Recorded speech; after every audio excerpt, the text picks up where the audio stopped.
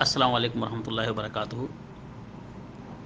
ام کلثوم بنت عقبہ رضی اللہ تعالی عنہ کہتی ہیں کہ ان رجلا سأل رسول اللہ صلی اللہ علیہ وسلم عن الصدقات ایھا افضل، کہ ایک آدمی نے نبی کریم صلی اللہ علیہ وسلم سے صدقات کے بارے میں پوچھا کہ کون سا صدقہ سب سے زیادہ افضل ہوتا ہے، تو اللہ کے نبی صلی اللہ علیہ وسلم نے ارشاد فرمایا کہ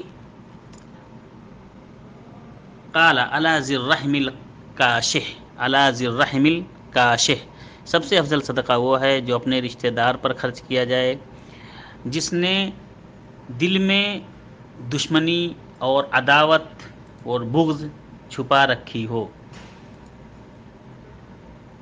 الکاشح، کاشح کہتے ہیں کہ المبغض المعادی، ایسا چھپا ہوا دشمن جس نے دل میں بغض چھپا رکھا ہو۔ اور یہ حدیث امام حاکم نے اور دارمی وغیرہ نے، امام احمد بن حنبل نے ان کو صحیح قرار دیا ہے۔ السلام علیکم ورحمۃ اللہ وبرکاتہ۔